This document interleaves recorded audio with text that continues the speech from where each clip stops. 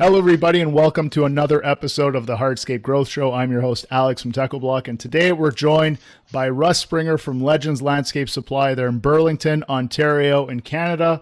They're one of the largest hardscape dealers in the province of Ontario, and probably even arguably in the country of Canada.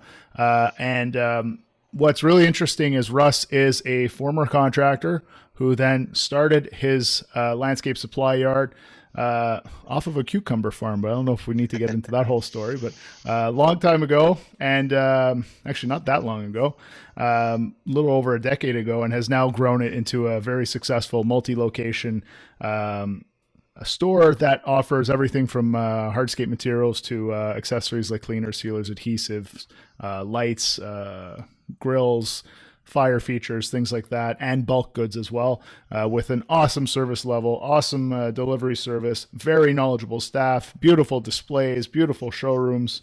And today we're going to be talking about two major pain points that everybody is facing right now, which is how do we manage price increases that occur mid-season, and how do we manage the supply chain challenges that we're all facing across all construction segments of the building materials industries. So thank you very much for joining us on the show, Russ. Welcome. Thank you. Why don't you tell us a little bit about your business? Did I get that stuff right? Did I miss any points? Just size-wise, we run about five large interlock trucks, delivering pretty much throughout the Greater Horseshoe. We've kind of really got expanded because of COVID for some of the areas we have to cover. Most of that is based on the amount of interlock that we stock. Often when people aren't finding it somewhere else, they're finding it here. So.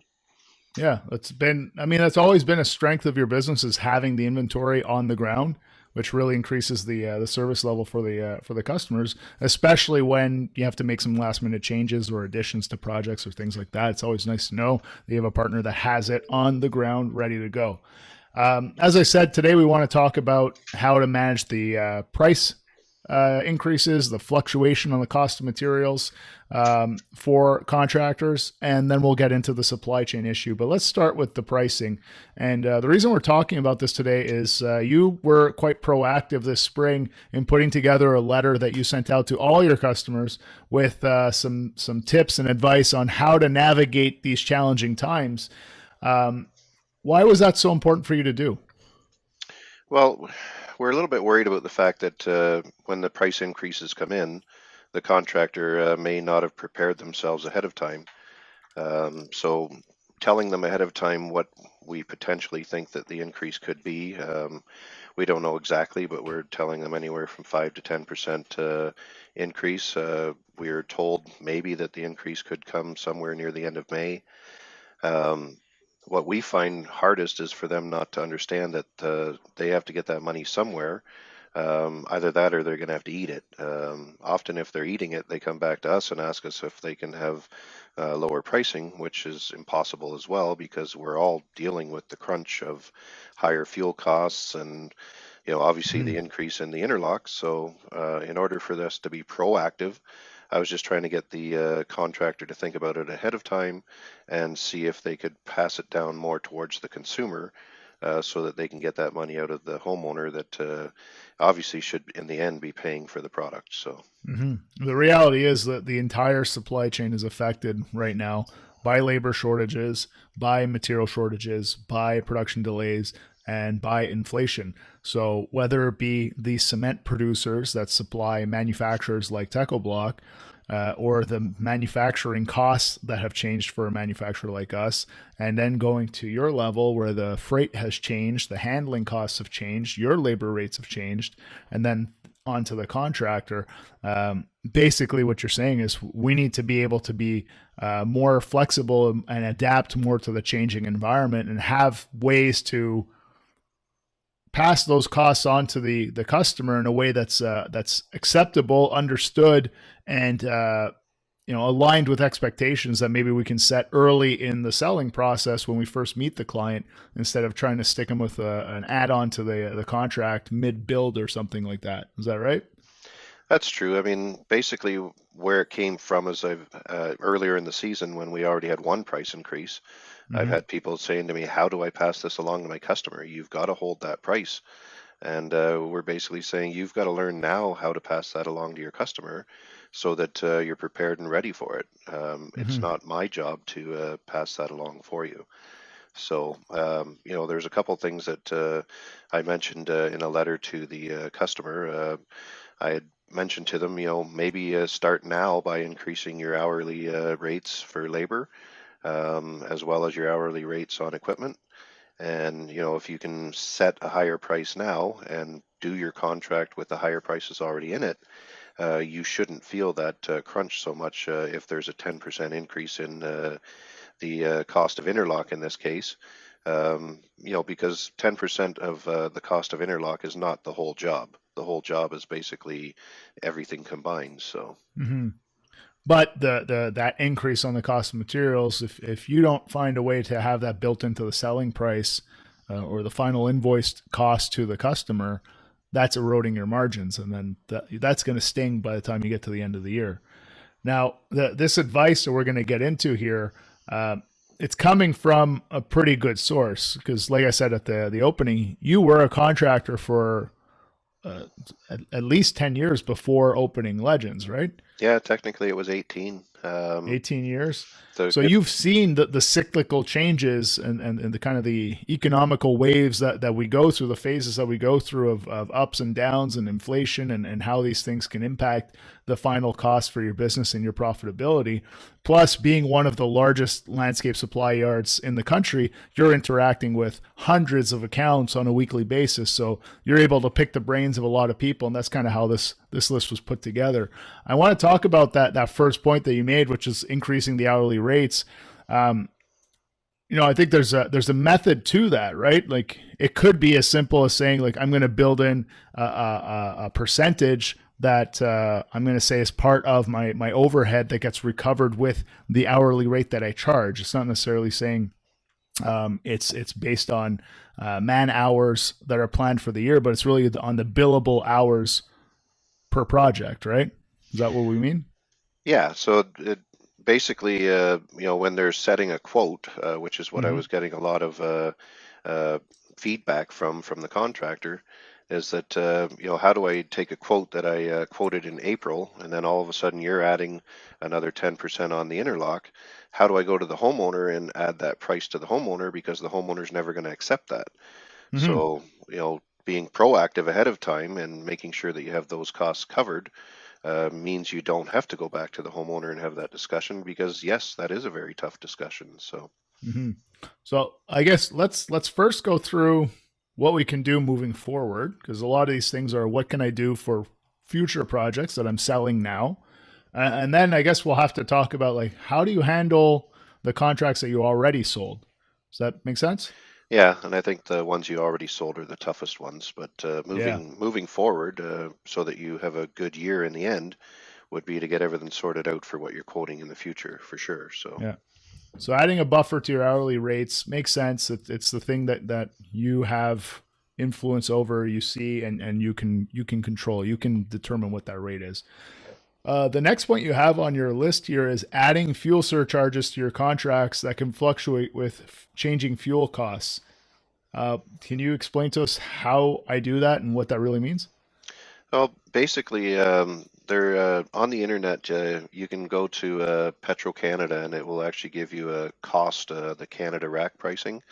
It's not actually the price that you're going to see at the pumps. It's the price that is actually the price that you would get if your fuel tank was filled up at your office. But it's a good indicator on where we started in the market. Let's say, I think most of this started about April 20th. At that point, if you mark that as your starting point and how high the cost of fuels have become, um, the point is that you should be able to create some kind of a fuel surcharge, understanding where it's gone to, and then also dial it back to the point where it might be the same once you get into a contract that might be, let's hope, in September or something, where the prices have come back down again.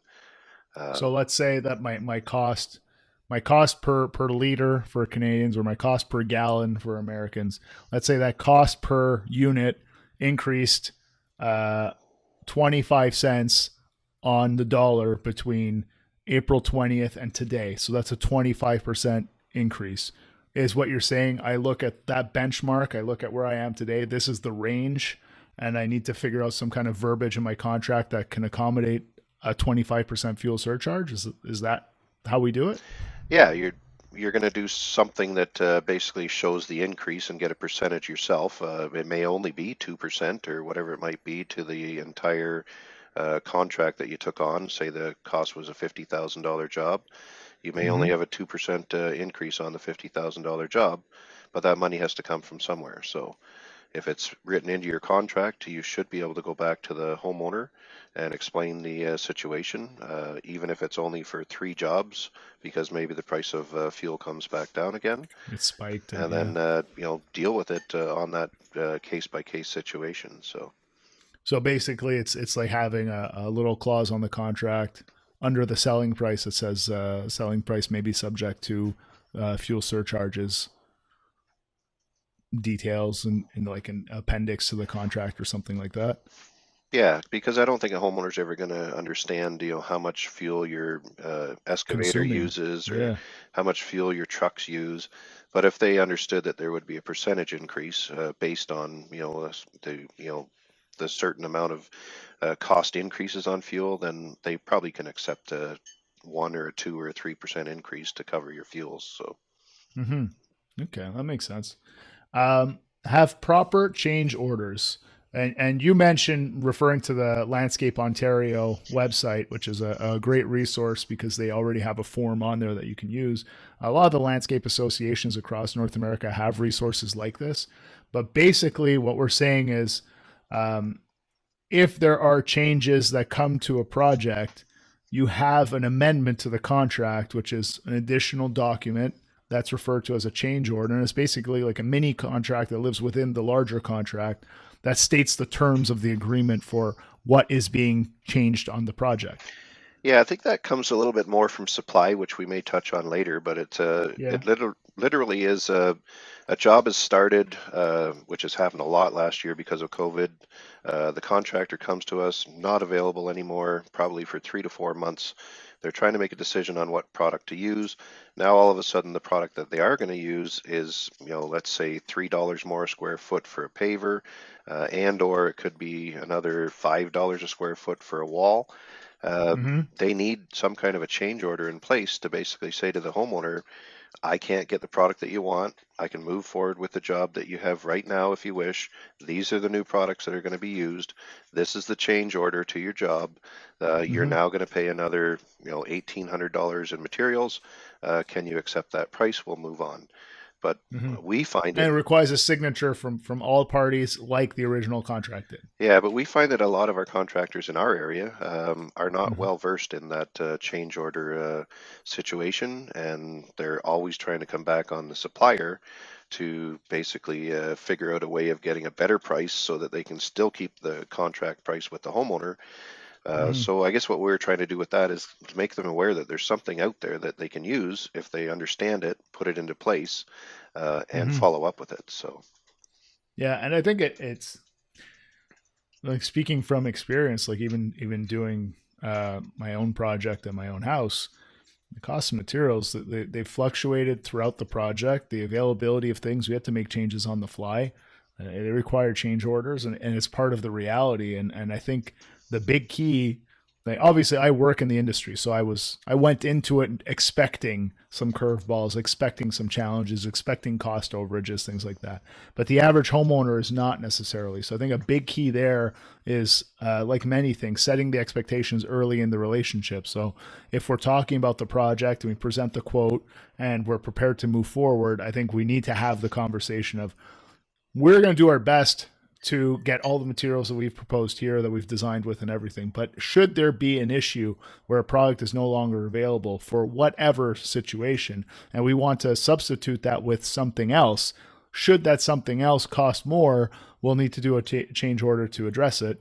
And conversely, to be fair, if something costs less, well, then we would discount the project as well. But that's not the most common situation. No. But in either case, I think just putting it out there and saying this is our process for addressing those changes, and then having that change order methodology with the signable document that makes it official, that's the way you protect yourself. Yeah, I think and that's true for those things, and that's true for like anything else. The customer wants you to make an addition to the project, or the customer is realizing, you know what, like they're already here. Can you also dig out my garden bed for me? Like that might be an hour or two of work that you have to do with a machine, or you do it by hand, but whatever, that extra consumption of labor or equipment is something that you should still be charging. It's a service you're providing. Yeah, I just think the main thing I was trying to get across to the contractors: be proactive, talk to the homeowner up front, let them know what could happen in the future, because then when you have the conversation with them later, it's not a hard conversation. But to go and tell That's them, it. 1 week in advance, because you're going to start the job soon, but by the way, can't get your product. That's a real slap in the face to a homeowner, because they're not looking for that kind of service. So And then they don't trust you, and it's not your fault at all, but it erodes that trust. So being upfront with all these what if scenarios, it just makes everyone, they're prepared. yeah. They knew this could happen, and this is how we're going to handle it. The plan is in place. You have add a clause to your contract to specifically address material cost increases. For example, the paver cost could change, the wall block cost could change, but there's other things too: aggregates, soils, mulches. These are all things that are heavily influenced by freight, so their costs can fluctuate dramatically. And anything that's made using petroleum products like PVC edge restraint or geotextiles, geogrids, even adhesives, these things are subject to the same price spikes that we're seeing on the fuel side. So how can what does a clause like that look like? And what do you have a recommendation? I don't really have a recommendation. I put that clause in because I felt the contractor, it's going to be more specific to their own contract. It might be more of a lawyer thing on how they'd figure out the wording, because it is a tough one, because you're asking for more money, and nobody knows what the percentage is. Mm-hmm. But I think just making them aware that prices can change because of fluctuation, that if something happens, it wouldn't be like you're basically telling them that you can't do the job. At one point, which comes on later on in my conversation with the contractor as well, if you can't do the job for the price that you originally quoted it for and it was out of your control, you may have to fire the homeowner, so to speak, because if you can't afford to do the job, you're going to have to just be upfront. And it may be at that point where the homeowner looks for another contractor. But sometimes just putting that out there to the homeowner all of a sudden changes the conversation, because they know contractors are hard to get. So if they can actually have a proper conversation about it, sometimes in the end you'll actually win, because you've told them up front that there could be changes in the future due to the cost of materials or price increases. For example, like Yeah. this year, our gravels have gone up over 10%, 15 now. Some of our topsoils and triple mixes went up over 30%. I mean, these are large increases and that's our first increase. We haven't even possibly got our second increases that could be due to the fuel surcharges that we're starting to get. So those are things that they can't understand until it actually happens. But telling the homeowner up front that something could happen, I think, is a fair way of dealing with it. So, Mm-hmm. Um, the I'm just looking at the other points on this list that follow there, but like you just touched on it, the firing a customer if they don't want to cooperate. I think that if there's a year to feel comfortable being firm with your policies and being firm with standing behind the clauses in your contract, this is it, because the demand is still at an all-time high. There is no shortage of work for anyone right now. So if you cannot find an amicable resolution with your client that you've signed, you should be prepared to walk away, because it's in your best interest as a business owner, because it makes no sense to take on the work if you're going to lose money or not make anything at all. Yeah, I think that was my advice to the landscaper, especially a younger landscaper early in the business, maybe 5 or 6 years. Mm-hmm. They may not understand that because they haven't gone through it before. But Mm-hmm. there's no embarrassment to actually telling a customer, I started the project, I've given you a price, the price cannot be what it is now. My new price would be this, and I completely understand if you can't accept it. I have other work. I would just simply place somebody else in your spot, and feel free to find somebody else to do the job for you. It's a hard thing for a younger landscaper to say, but maybe hearing it from us Mm-hmm. is what I hope from this situation is that they they feel it's okay to say something like that because it's not easy, but it can be done. No, it's a very difficult conversation to have. But again, like if you have all the previous things that we just mentioned as part of your discussion with the client and written into your contracts, it's a lot easier to do because you're not catching anyone by surprise. You're saying like, these are the rules. This is what I have to do to protect my interests and to be able to execute this project as planned. Because if I have to skimp on anything, then I'm not delivering the quality that I promised. Or I'm not fulfilling the design that we proposed. So nobody wins if we don't address this. So it's either we get this done properly and this is the new cost, or unfortunately we need to walk away from this situation. And I think what you just said is important from the perspective of like contractors who have started their business within the last 5-6 years. All they've seen, for the most part, all they've seen is growth and increasing prices, increasing demand, increasing ease of doing business. A lot of the tools have made it easier for you to advertise for yourself, for you to quote your projects. As I said, the demand is so high that like you're turning down work and you just started your company, but you're turning down work before you sign it is one thing. Turning it down after you signed it is another. But at the end of the day, the bank account needs to kind of make that decision for you. What do you do if you're finding yourself in a situation where you're in that, that you've ordered the materials are delivered to site, and now you're having that cost discussion? Well, the really important thing is that you put that product on the boulevard. As my Okay. understanding, and I don't know if it's the same in the United States or not, but once the product goes on the homeowner's laneway, Mm-hmm. or in some cases even into the backyard for pools or whatever you might be situating yourself as, the homeowner owns that product, whether you bought it or Mm-hmm. not. So, in a lot of cases, we try to, tell the contractor, put it on the boulevard, because then if there's an argument with the homeowner, the police can get You can involved. still pick it up. The police can come and tell the homeowner that product does belong to the contractor. So that Mm-hmm. is something that we try to help with, but everybody understands logistics if it's there. Um, but yeah, I mean that's a tougher conversation to have. So Yeah. Well, it's what it is possession is 9/10 of the law, and that's true also in the United States. So absolutely, if you can, and obviously you need to pull the appropriate permits with the city and everything for the storage on the street, but that would protect you in that situation, and that's very good advice because I know a contractor who had to deal with that and had everything delivered. Customer refused to pay and then tried to go and pick it up. And the homeowner called the police, and the contractor was actually in the wrong. So there was nothing to do. He was out a truckload of material. So really good advice there. well, the other thing that's Um, happening here too, just as another piece of advice, is that our contractors actually using their yards if they're a bit larger contractor, and they're having mhm. materials delivered to their yard so that they can secure the material. Because the problem was Okay. last year is that a lot of people were getting product delivered 3 weeks early, a month early, just to make sure they had it. And it's costly, but what we'll do is we'll actually still go to the contractor's yard, pick the product back up again, and then take it to the homeowner's site. That's a Oh, wow. suggestion of being a little bit more careful.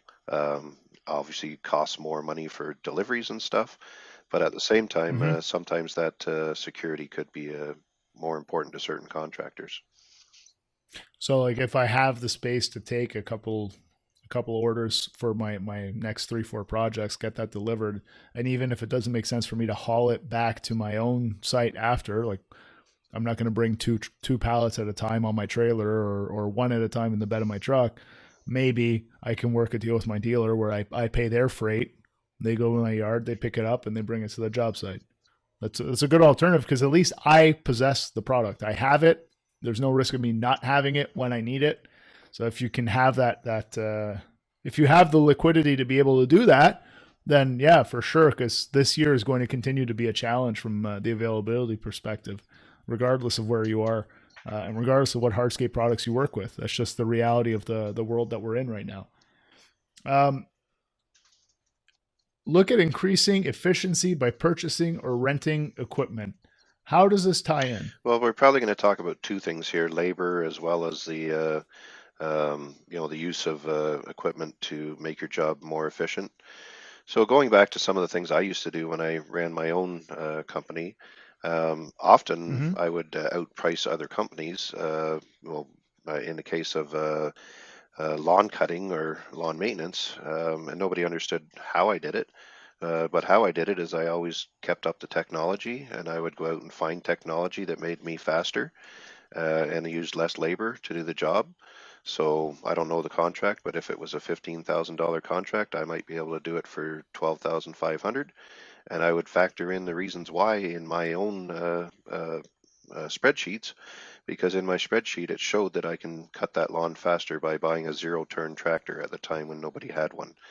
So in this case, you might be looking at electric excavators. There's electric equipment on the market. I mentioned something about wheelbarrows. Often some sites you could have 3 or 4 guys running wheelbarrows back and forth because of the restrictions on how you can get to the backyard. But maybe you up that to a power wheelbarrow, and you can bring that down to 2 or 3 guys running power wheelbarrows.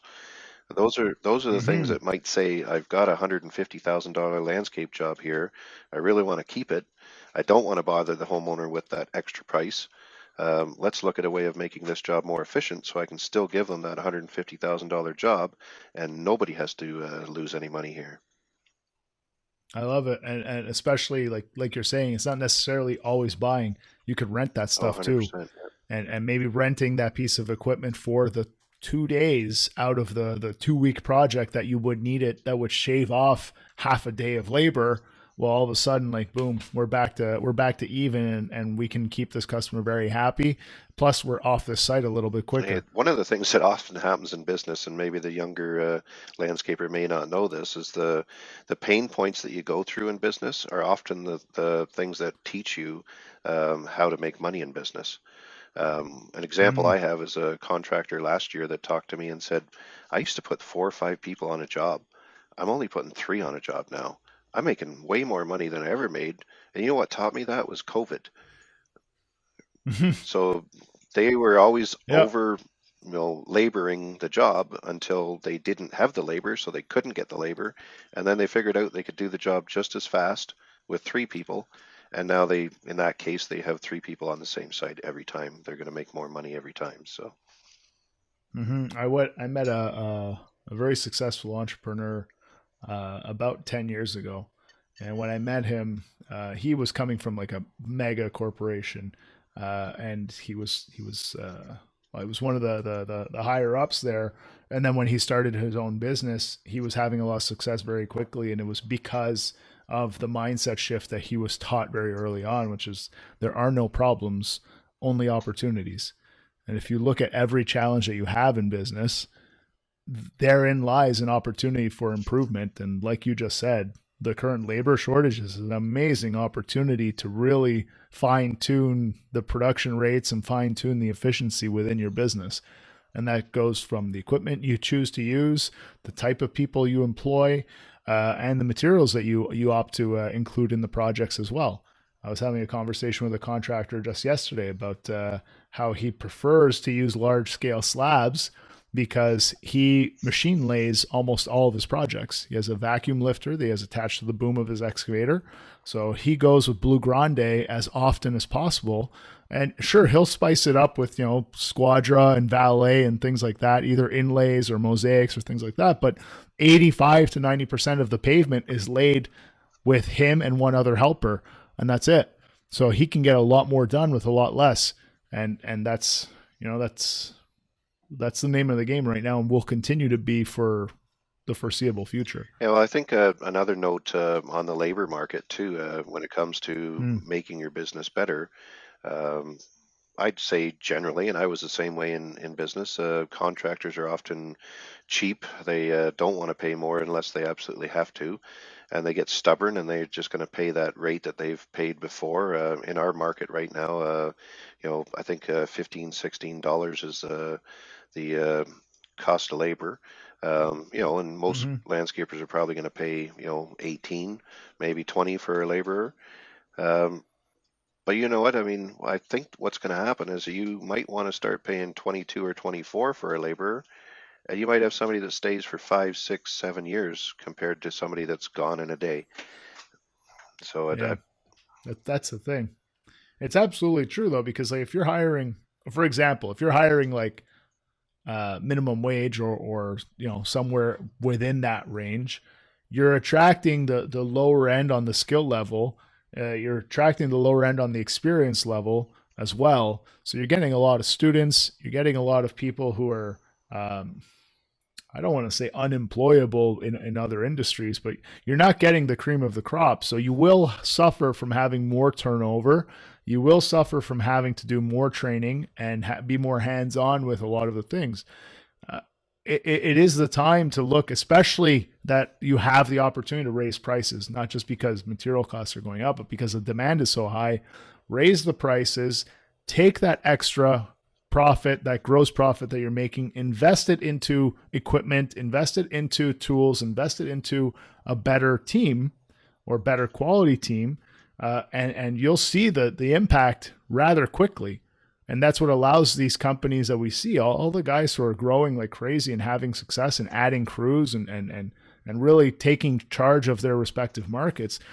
They all have those things in common. They may approach business in very different and unique ways, and they may have very different designs and very different selling styles and very different personalities, but there's still a few core tenets to success in business. And one of them is really figuring out how to do more with less. Yeah, I agree. The other word of advice too is if you're going to put a new piece of equipment on the site as an owner, if you can run it, go out and run it for a day or two and understand the piece of equipment so you know what you're quoting.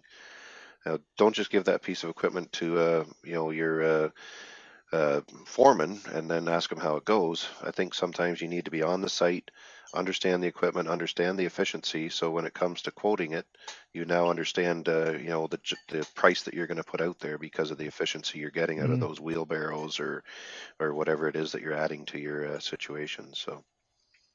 Do you have any stories of your previous experience to give an example of that? Yeah, I mean, I actually hired a person, which I'm sure everybody has a similar story, said he knew everything about the business. He ran a business himself, and he went out there to start running, a landscape crew for me. And I've basically priced it the way that I'd always priced it when I was doing the job. And he was taking 1.5 times the amount of time that I would do to do a job, but I wasn't checking up on him. So, whose fault was that? And in most cases, he was just didn't know what he said he knew. So, like I said, so using that as the example is if you're not on the site and you're not checking things out, you're also not, showing them the efficiency of how to use these wheelbarrows if that's what you're trying to get out of it. Maybe you have a better system that, using this new equipment that nobody else could have thought of. But once you put it into place, everybody follows your system, then, you can actually price behind that system. So. Okay, let's get back on these price increases. And this is one that I'm very curious to hear, like what you specifically mean. You put on here, take the time to talk to your supplier about material cost increases. 15 minutes on the phone. It sounds almost like a Geico commercial. The 15 minutes on the phone at the start of the season could save you thousands of dollars. What does that mean? Like what's that conversation look like? Well, I think what we're trying to get the contractor to understand is, what to bid with. Because at the start of the season, they get all the hype from the interlock dealer or interlock manufacturers. We haven't had a lot of new products because of COVID, so that's not really the Mm-hmm. situation. But the manufacturers really want to push design and use all of our products to make the job look good. And that is absolutely fine if the product's available. But if the product's not available, you're setting yourself up for failure. So we're just saying, have a conversation with your dealer that you normally work with, find out what products they have in stock, work within the products they have in stock. But if you're going to do a really fancy Mm-hmm. job, we're not saying don't do it, but plan that one for Yeah. July, August. Uh, buy the products ahead of time, put them in your yard if you have to, so that you're prepared for that job. Because if you think it's just going to So happen in June and the dealer's going to find it all and put it all in place for you and have it ready for you, it's not going to happen. So yeah. So basically it's what what is the in-stock program at your local dealer? What do they commit to having in stock as much as they possibly can, obviously? And then what are the things that are quote unquote special order? And design accordingly, or at least order accordingly. You don't need to limit your designs, but if you know it's a bunch of things that are not regularly in stock, book that, place that order as early as possible. I need to ask this question though, because one of the challenges that a lot of contractors face is they'll place the order as soon as possible. They'll place the order in January if you want, but once that material comes in, somebody has to pay for it. So how do you handle those situations? Because it's not every contractor who's able to say like, okay, well, I'll pay for that order that I'm going to use in July that just came in 2 months early. I'm not sure if I understand the question. So just So I'm a contractor. I have a project coming up with, I don't know, pick a product that just is say not valet or regularly in something, right? stock and is sure the valet Merlot. in I don't know in chestnut brown or merlot, sure. Not something that you stock. Beautiful product, looks great on a lot of projects, but not something that you have 25 pallets sitting in the yard. So I want to order that because I have a project coming up with it where I'll need 10 pallets of it. I place my order today. You're able to get it for me in 2 weeks because it just so happens to be on the next production run, but I only need it in July. How do we do this? Well, I Like, can tell you. do I, because not everyone can take it in and say, like, yeah, ship it to my yard and I'll pay you now because my cash flow isn't as fluid as that. Like, are there alternatives? Are there things that you offer? Are there things that I can do to help me kind of navigate that? Because I think that's one of the things that's holding a lot of contractors back from placing all their orders in Well, advance. I can only tell you what we did last year, and what we're still promoting this year Yeah. is that if the product's available, unfortunately, in your case, Techo Block gives you 10 to 15 days to pick it up. So after 10 or Mm-hmm. 15 days, the product will no longer be there. So once I pick it up, because I have to pick it up in 10 or 15 days, I'm going to have to store it. I don't Mm-hmm. have storage because I'm actually a contractor, or sorry, a a dealer that's actually supplying a lot of products. So we have large inventories. Right now we're covering 7 acres of product, and we want our product to be full, so that you guys have the product that you need, which is the stuff that we normally stock. So that makes a Mm-hmm. difficult situation. So what we suggest is to, buy the product, pay for it, get it to the homeowner's site if you have to. Even if it's 3 skids of valet, Merlot is our example. Get it on the homeowner's site. If the job's not starting until July, it'll still be there, and you can start the job in July. It's kind of a Mm-hmm. school of hard knocks, but we don't have the room to set aside all the orders for every contractor and have it prepared and Yeah. ready for when they start in July. Because if I did do that, I wouldn't be efficient and I wouldn't have all the other products that you really You need. wouldn't have So the room for yeah, everything we need to else. have the staples Yeah. products that in stock when it comes to COVID. So that's where deposits upon signature of contracts become important. That's what permits the cash flow, because there are still some contractors who don't charge a deposit, and that you don't have any cash to be able to secure any of the materials in advance, which is kind of a requirement in today's day and age. I don't know how the contractors are getting away without deposits anymore because in a lot of cases, dealers such as myself are not giving out accounts right now. And it's tough to say, but it is absolutely true because we need the cash Mm-hmm. flow to get you the products so that you have it in July in this case, if you need it. If we Mm-hmm. don't buy it now, it won't be on the ground when you need it. And if we keep giving out accounts, in our case, we wouldn't have the cash flow that we needed to buy it now, so it's here in July. So Yeah. You have a last point on here, and then we'll shift over to the supply chain to keep this episode moving along. But you have speak to your peers and see how they are managing the same material cost problems. Networking in the landscaping industry is really okay. yeah. Try it. It's- Where's that comment coming so from, Russ? when I entered the business, which is almost 15 years now in the Burlington area, I came from being a contractor, and nobody would wave at each other. Nobody wanted to talk to each other. It was a type of a game where if you're in it, you don't want to get any help from anybody, and you figure it out all yourself. And I hate everybody that's in the industry. It's just the way it felt 15 years ago. In our market, we Okay. actually tried to break that habit of landscapers. In most cases, we would try to get them together for events, have husbands and wives come out if we could. And in our case, a lot of people have got to know each other and they will talk to each other about situations they're dealing with and, sort things out as a community and as a group. So I guess I'm giving suggestions to other communities if they haven't tried it already. Talk to a big landscaper if you're a smaller landscaper. If they've got 5 crews and you have 2, ask them how they're dealing with it. And I think you're going to find out in a lot of cases people love to talk, and in most cases they'll take the time to speak to you. Because when somebody's older in the industry, they have wisdom to give. I think in a lot of cases they actually want to give it out. So. Mm-hmm. Yeah, and we're coming up very quickly on the 50th episode of the show. That's 50 people who all want to share what they know, and every single one of them, their contact info is in the descriptions of the shows, and they talk about all the ways you can reach them, and you're no exceptions. Like this is how we can grow as an industry. People are willing to share their experiences and make sure that people don't make the same mistakes they did.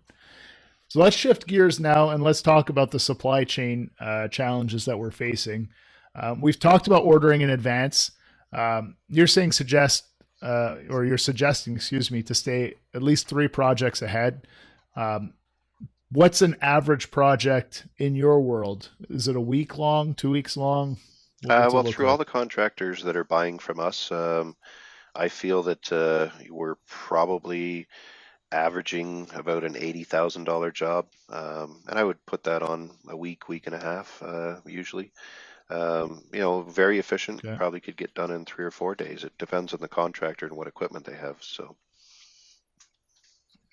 Okay. So basically, you want to stay almost a month ahead of schedule with your orders all the time. Um, you made the point about staying tight with the dealer to understand like what do they stock and what don't they stock, so you can order accordingly.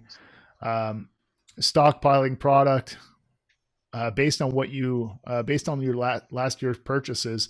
I like this because you're not talking here about stocking pavers and walls. You're talking about stocking things like adhesives.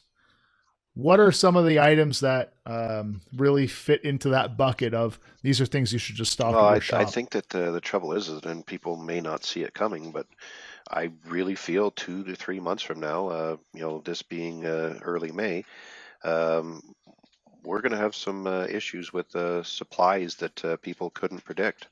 I have a feeling that glues are definitely going to be a product that you want to have enough that covers you for at least half a year. And the reason I say that is because if you can get through half a year, maybe it's back again where you can get it. But yeah, by but I the mean, if by the you time, don't yeah. project that, I mean, how do you, if nobody has glue, how do you do your job? How do you put a pool coping on? How do you put a cap on a wall? So you don't want to be stuck with anything that you really need that you don't have already in your own shop. You know, edge restraints, geotextiles, those things that you can use again in the future. They're not going to go bad. If you've got any of that extra money that you've got in on deposits from jobs, use it. Use it for your own benefit, and don't get Hmm. stuck in a situation where you thought it was just always going to be there. So That's very true. That's very true. We've already seen some glimpses of it in the past 24 months. Things like geotextiles, where they had, I think it was a 30 or 40% price increase last year. What that meant when the price increase was announced, saying as of this date, there will be a 40% price increase, everyone started ordering the geotextiles to hoard them and get them at the lower price before the price jumped up. What that meant was it was a lot tougher to get product after the price increase. So I think you're absolutely right there. And there are things that, as long as you can store it in a clean, dry place that will not be subject to freezing, you can store your cleaners, your sealers, your adhesives, no problem. And adhesives aren't that expensive, and you're going to use them anyway. Geotextiles, geogrids, same story. You don't have to worry about the freezing part, but you don't want to store those outside. You want to protect them from UV radiation. Same thing for the PVC edge restraints. What are your thoughts on polymeric I sands? haven't heard of any problems with polymeric sands yet, but I mean, the word polymer pretty much tells you that there could be a chance that because it's a glue as well, that Mm-hmm. it could be harder to get August, September. We always try to stockpile as much as we can for our own contractors, so that we are pretty much a year in advance on our polymeric sands anyway. But the contractor may not think of that, and if you're a smaller contractor and all you need is 2 skids of polymeric sand to get by, and you have a garage at home even, it might be worth putting 2 skids of polymeric sand and just pick beige or gray, and the homeowner's not going to care if there's nothing else left if it's gray or beige. So, right? It's probably pretty true. Um, and then the last point there's 2 points here, but one is talk with your supplier at least a month in advance. Like we talked about ordering the materials, but your point of how is the supply on materials for upcoming projects? What do you mean? Like basically, I've ordered for this coming month. The month after, I know what I have or I know what I need. I'm asking you about it now just to know if I need to make decisions or changes or things. Is that So what you I mean? guess what my point was there is if you've already set yourself up for 3 jobs, and often we recommend that if you don't have a yard to take things to, talk the homeowner into getting your first 3 jobs on site. That kind of goes against our principle earlier of the fact that the homeowner now owns the product. But if you have good contracts in Mm-hmm. place, it shouldn't be an issue for your for being ready. But the other Mm-hmm. thing was is last year when we were doing this for contractors, they couldn't believe how efficient it was. They'd show up on site, the products were already there, and they literally would Everything's start there. the job and not even have to think about the product that was has to still get there. And they would just start a project, and they actually Mm-hmm. really enjoyed that situation if they had the money to hold that kind of products. But I guess my point with that was is that don't forget about job number 4, 5, and 6 if you've already set up job number 1, 2, and 3, because that's what was happening last year. Is they were very proactive, had things going well, and then all of a sudden in July they'd come to us and say, "Oh, by the way, I got to get my next 3 jobs going," and be like, "Well, unless you talk to me ahead of time and tell me what it is that you need, we need to start putting job 4 on the site after job 1's done, put number 5 on the site after job 2 is done, because that gives the dealer time to hopefully find it. Like we might be able to say to you, by the way, I can see Hmm. production on that particular product. It's going to be June 15th. If now that you told me that you want it, I'm going to make sure that I get it for you. I'll have it in place. Let's just get things paid for. I can maybe store it for a couple of weeks and get it to your job site on June 15th. So it's a lot of So communication, stay on but the top of it. communication Yeah. for the right contractor Yeah. has saved them a lot of money, and they've actually realized that communication is actually a better way to go. So Hmm. But it's really critical. Like stay on top of every project and stay ahead of the curve on everything, because otherwise it's yeah, very difficult to recover. If you fall off the wagon, like there's no product available, you have some very difficult well, what we've conversations actually to have with seen your is, client. sometimes husband and wife situation. The wife might get involved where she's actually now coordinating products for the husband, takes the Okay. pressure off. Sometimes even somebody that was already in the organization is getting bumped up to a better position because they're going to be responsible for making sure that products on the site. So it's opened some opportunities in some businesses where they actually realize that products are important. Having them on site and ready is very important. To make sure, Hmm. because if you have everything set up and ready to go for job 4, 5, and 6, you're also not going to have to bump a project where all of a sudden you start a project and you're like, I'm sorry, we're going to have to change your time frame from June 15th. You're now going to be August 30th. I don't think a homeowner really likes to hear that, especially if they've given a deposit and you could have got the material up front for them, Hmm. because that's what they would understand. So, That's it. That's it. And then your last point is talk to the manufacturer rep. I mean, that's just good advice in any season, but in particular right now, understanding how our production schedules, um, the rep has a good beat on available product, other locations too. Uh, Not necessarily what you would want to hear, Russ, but like if you don't have it, the rep can help the contractor find it maybe at one of your competitors, but at least it's helping the contractor.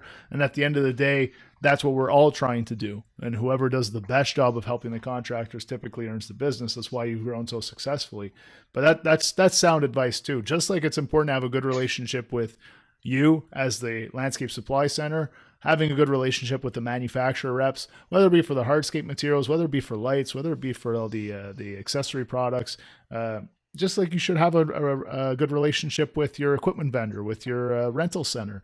These relationships are the things that can pull you out of a jam when you find yourself in yeah, one. well, what I was trying to suggest too with that is that sometimes talking to the rep can actually find you products that you know uh, a certain dealer doesn't have.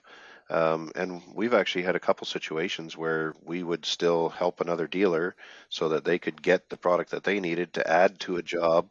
And it doesn't matter to me Mm-hmm. which dealer gets it to my customer, because in the end, I mean, I think as far as I'm concerned, most people are doing fairly well under the circumstances in these industries, because of COVID. So Mm-hmm. helping each other really isn't an issue if the job's still going to get done. Part of the reason I wanted to do the Yeah. podcast with you was to basically, make sure that the contractor is doing well. As much as we're all doing well right now, there will be a downturn, and it's hard to hear, but probably I'd say a couple years from now, I wouldn't be surprised if you're going to hear the word recession come in. So reap the benefits Mm-hmm. now, because I want to keep all of my contractors successful, so that when we get into a recession or something like that, they've made all the right moves to make sure their businesses are strong heading into tough times compared to, extremely good times right now. So. Mm-hmm. And I think Russ, like that's I mean it's a great way to wrap up the conversation here, because it is genuine. I've known you for 15, 16 years now, and that has been the nature of our relationship, is really working together to help the contractors and give them the best service possible. And it's been the nature of your relationship with all of your customers, and that's why your business has grown so successfully in a very short period of time, all things considered.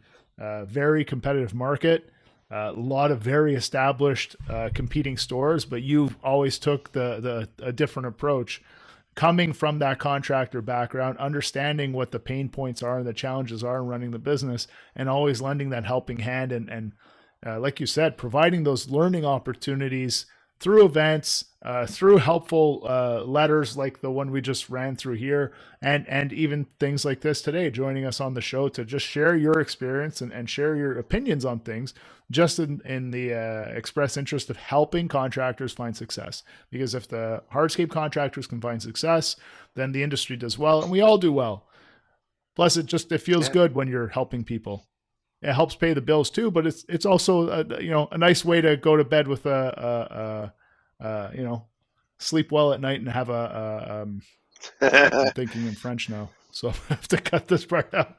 But having that peace of mind of knowing like you're doing things the right way and you're doing things for the right reasons and the right intentions, and I think that's one of the great things that I've always loved about you and your wife and everyone at Legends. You guys have a great company, a great store, and have been great partners for us and for all the hundreds of contractors that have come through your doors over the past 15 or so years. So I really wanted to thank you for everything you've done and for joining us on the show here today. It means a lot to me, and I'm sure it means a lot to the listeners hope as well. everybody gets the information that they need to, tackle the cost increases, the costs of fuel, the increased costs of labor. And I know that there's a lot of bigger contractors out there that have the experience and probably can handle it. But in most cases, this might have been for the smaller contractor, 2-3 crews. Still trying to figure out their way. Because it really is a tough situation when you have never tackled it before.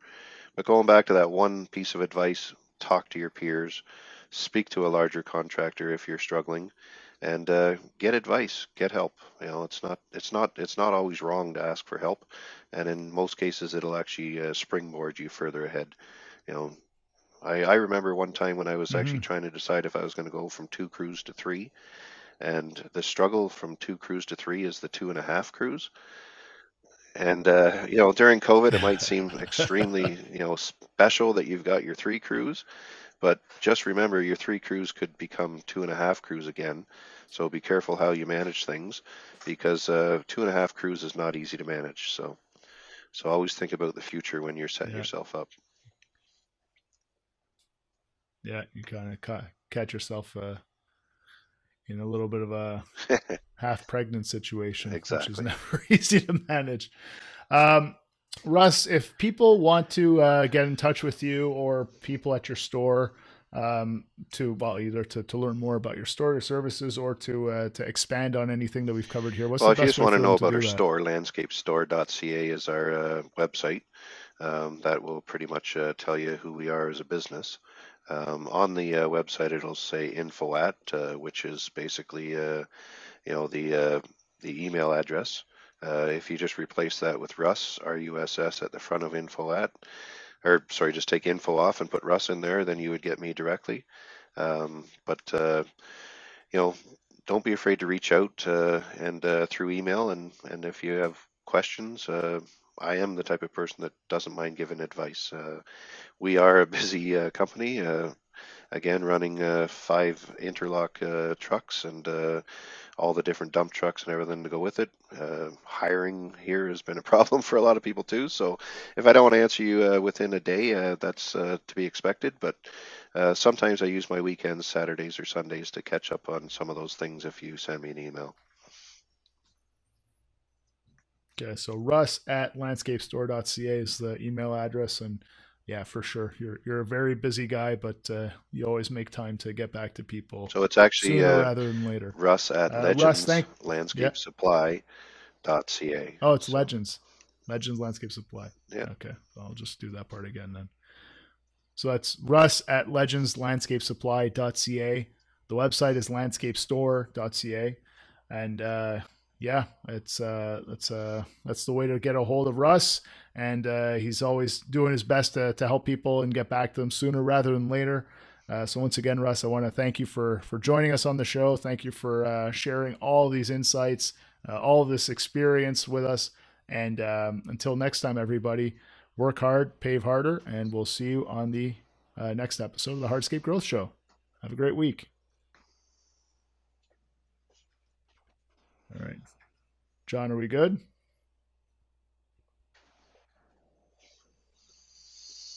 We're good. All right. Okay, I'm gonna hit stop on the record here. Actually, before I do, Russ, we talked. I mean, we talked briefly last week, but with regards to your business, with regards to working with contractors and the growth of your company right now, is there any? Are there any particular challenges that you're facing that we might be Coming able from to the help you with? manufacturing standpoint. Oh, as Techo Well, Block, just okay. as Techo Block, so as the partner of Techo Block, is there anything that you're facing as a challenge that, or you see as an opportunity that we should maybe be working together to address, or Well, something that we can help you with? the one thing that I've tried to mention to the manufacturer is that the cost of skids is the cost of skids. And I don't know if your production machines will do it, but in a lot of cases, even from the contractor standpoint, if there was ever a way of making some of the materials half skids instead of full skids, but leaving them on the skids, it would be a huge help to the contractor and the supplier. So, for example, if you put two skids on the machine, fill it up, 5 high, Mm-hmm. if that's the product, and then put another skid on, and Yeah. then fill it up 5 high again. Uh, I wouldn't care if I had to pay for two empty skids to get that product here. Um, and I think you might revolutionize your own industry because of the fact that now I can not have to sell by the row. I might be selling by the half skid, where I say to somebody that's 5 skids and a half a skid. Now it wouldn't happen in your like your blue 60s or anything like that, but it definitely could happen in your valets or anything that a machine can stack instead of even your guys in the yard. Like when I go to Air and Vaughn, these guys are all breaking down small amounts as Mm-hmm. well. You might make it half a skid instead of 3 rows, and that's all there is to it. So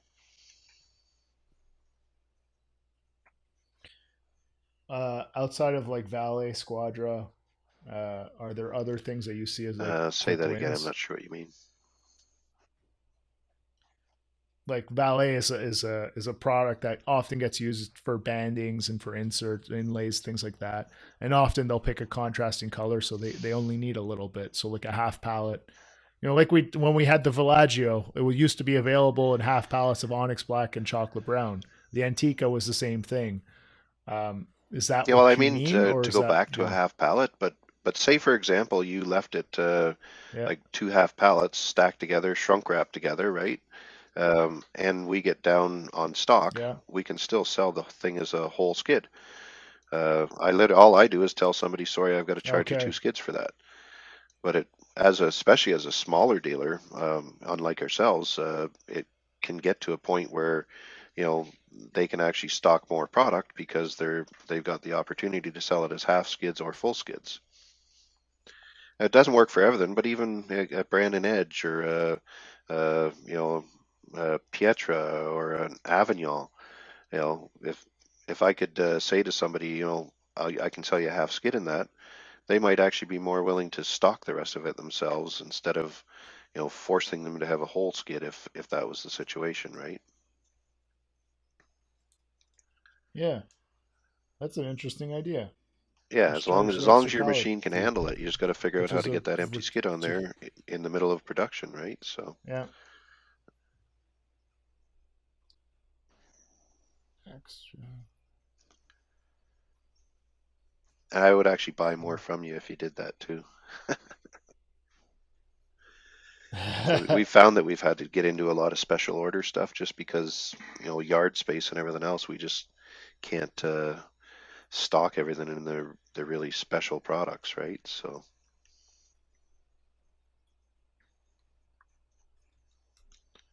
Because you end up getting stuck with these half well, pallets that you hand bombing all the I guess time, you or talk to other dealers about it too, but I think in a lot of cases that if you sell 12 rows and you've sold 3 rows, 4 rows, 1 row, in the end, the last 4 or 5 rows are scattered all over the ground and you can't they're control just it. kicking And, around.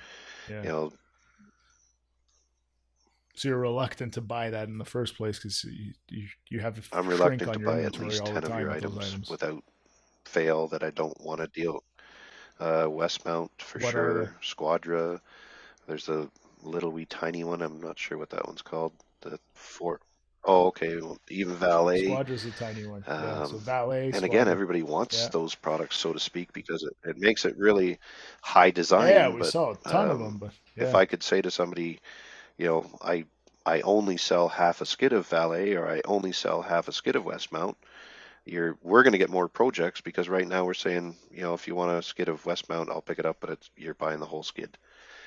And I noticed even you guys are actually starting Mm. to say I'm not picking that for you anymore because we actually had somebody asked for Antica the other day, and and your depot basically said we don't pick Antica anymore. Yeah, So it's you just feel the pain, and so do I. yeah. So because I'm feeling that pain, you guys might Yeah. understand it. So That's a smart idea though. I'm gonna talk to Bobby about it. you're still going to ship as. I like the fact that you get to ship just as Because if much we on a can do truck. The but only extra weight is on a whole yeah, truckload. The extra weight is 28 piece more of wood. skids. So Yeah, it's nothing. Yeah. Yeah. Okay. I like it. I'm gonna talk to him about it. I'll let you know good. Well, when you what comes make from that $1 million on conversation. it, let me know.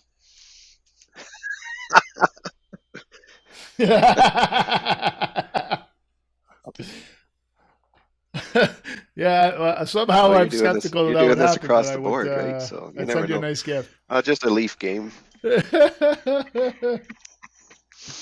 Yeah. Okay. I'll see what I can do there.